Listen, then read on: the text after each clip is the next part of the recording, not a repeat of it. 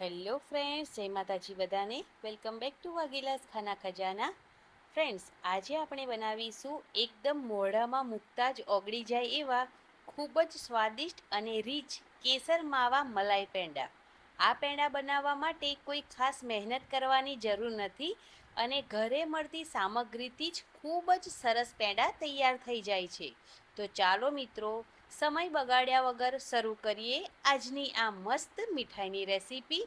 તો ફ્રેન્ડ્સ, આજની આ રેસીપી તમને પસંદ આવે તો ચેનલને સબસ્ક્રાઈબ કરી લેજો, લાઈક, કોમેન્ટ અને શેર પણ જરૂરથી કરી લેજો. તો ચાલો મિત્રો, એકદમ ટેસ્ટી પેંડા બનાવવાની શરૂઆત કરી લઈએ. તો સૌથી પહેલાં ગેસ પર પેન મૂકી તેની અંદર એકદમ થોડું ઘી ઉમેરીશું, 2 થી 3 ટીપા જેટલું. ઘી કમ્પ્લીટલી ઓપ્શનલ છે, તમારે ઘી ન ઉમેરવું હોય તો તમે સ્કીપ પણ કરી શકો છો. મીડિયમ ગેસની ફ્લેમ પર હવે આપણે અહીંયા 200 ગ્રામ માવો ઉમેરી દઈશું અને માવાને આ રીતે સતત ચલાવતા રહીશું. ત્યાર પછી અહીંયા મેં થોડા દૂધને ગરમ દૂધ કર્યું હતું અને તેની અંદર થોડા કેસરના તાંતણા ઉમેરી તેને એકદમ સારી રીતે થોડી વાર માટે સાઈડ પર મૂક્યું હતું. તો તેને એડ કરી દઈએ અને તેને પણ એકદમ સારી રીતે મિક્સ કરી લઈએ. તો માવો થોડો થીક થાય ત્યાં સુધી આપણે તેને કૂક કરવાનું છે. વધારે કૂક નથી કરવાનું, નહીં તો પેંડા ખાવામાં ચવળ થઈ જશે. તો આ રીતનું એનું ટેક્સચર આવે એ ટાઈમે થોડો ઇલાયચી પાવડર એડ કરી દેવાનો. સોરી, વિડીયો સ્કીપ થઈ ગયો છે ઇલાયચી પાવડર નાખતા ટાઈમે.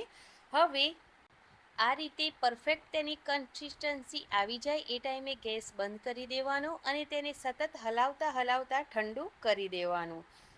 એકદમ સારી રીતે જે માવો છે તે ઠંડો થઈ જાય પછી તેની અંદર આપણે એડ કરી દઈશું ખાંડ. તો અહીંયા મેં દળેલી ખાંડ અડધી વાટકી એડ કરી છે. ખાંડનું પ્રમાણ તમે તમારા પ્રમાણે વધારે કે ઓછું પણ કરી શકો છો. તો દળેલી ખાંડ એડ કરી શકો છો, બૂરું પણ તમે એડ કરી શકો છો. હવે તેને એકદમ સારી રીતે આપણે મિક્સ કરી લેવાનું છે. તો ખાંડ ઉમેરતી વખતે માવો છે એ એકદમ સારી રીતે ઠંડો થઈ જાય પછી ઉમેરી તેને એકદમ સારી રીતે મિક્સ કરી લેવાનું.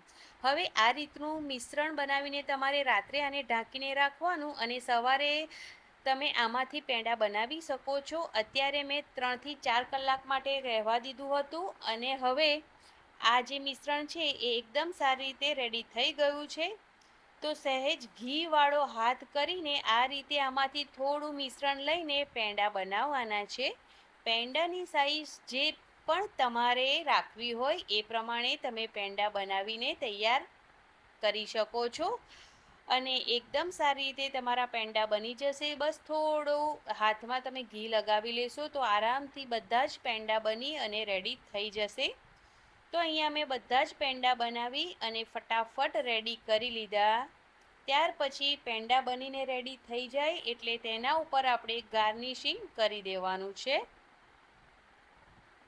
તો ગાર્નિશિંગ તમે તમારા મનપસંદ પ્રમાણે કરી શકો છો. મેં અહીંયા પિસ્તાથી અને ગુલાબની પંખુડીઓથી ગાર્નિશિંગ કર્યું છે.